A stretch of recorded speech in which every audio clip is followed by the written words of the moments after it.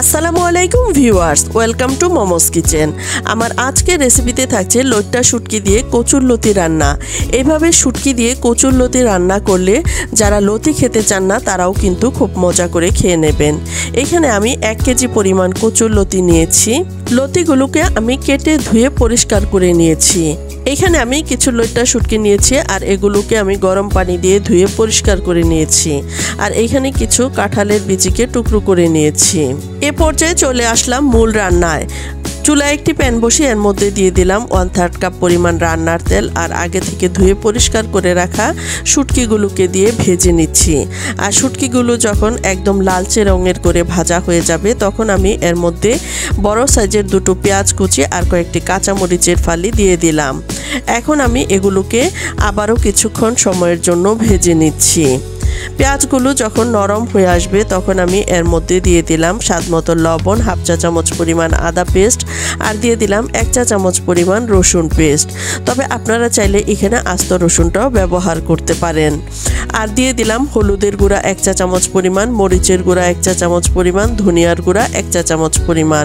সামান্য একটু পানি দিয়ে এই মশলাগুলোকে আবারও ভালোভাবে কষিয়ে নিচ্ছি। কিছুক্ষণ কষিয়ে নেওয়ার পর এখন আমি এর মধ্যে দিয়ে দিচ্ছি 2টো টমেটো কুচি।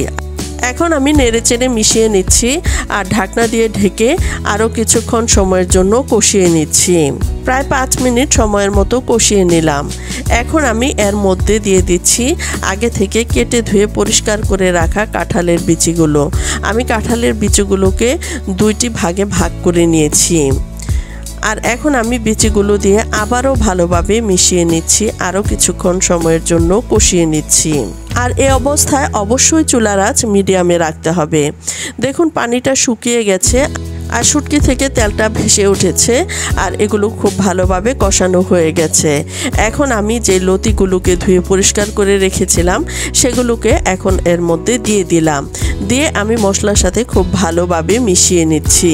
মেশানো হয়ে গেলে ঢাকনা দিয়ে ঢেকে আবারও কিছুক্ষণ সময়ের মতো রান্না করে নিলাম। দেখুন লতিগুলো নরম হয়ে অনেকটাই কমে গেছে। আমি আবারও ভালোভাবে মিশিয়ে নিচ্ছি যেন তলানিতে লেগে না যায়। লতিগুলো যেহেতু কষানো হয়ে গেছে এখন আমি এর মধ্যে ঝোলের পানি দিয়ে দিচ্ছি। আবারও আমি নেড়েচেড়ে মিশিয়ে দিচ্ছি আর ঢাকনা দিয়ে ঢেকে প্রায় 7-8 মিনিট সময়ের মতো রান্না করে নিচ্ছি। এইভাবে লইট্টা শুটকি দিয়ে কচুরলতি রান্না করলে কিন্তু হেভি মজা হয়। লতিগুলো খুব ভালোভাবে সিদ্ধ হওয়া পর্যন্ত আবারও কিছুক্ষণ সময়ের জন্য রান্না করে নিচ্ছি। তবে লতি রান্না করতে কিন্তু খুব বেশি সময় লাগে না। এখন আমি ঢাকনাটা খুলে এর মধ্যে 1 মুঠ মতো কাঁচামরিচ দিয়ে দিচ্ছি আর এতে করে কাঁচামরিচের সুন্দর একটি স্মেল আসবে। আবারও আমি নেড়েচেড়ে মিশিয়ে নিচ্ছি। এখন আমি রান্নার একেবারেই শেষ প্রান্তে চলে এসেছি। দেখুন লতির পানিটাও শুকিয়ে গেছে আর লতিগুলো খুব ভালোভাবে সিদ্ধ হয়ে গেছে। আশা করছি শুটকি দিয়ে কচুরলতির এই রেসিপিটি আপনাদের অনেক বেশি ভালো লেগেছে। এখন আমি চুলার জাল বন্ধ করে দিচ্ছি। চলে আসলাম পরিবেশনে। আর এটা দেখে নিশ্চয়ই বোঝা যাচ্ছে এটা কতটা লোভনীয় হয়েছে আর কতটা মজাদার হতে পারে।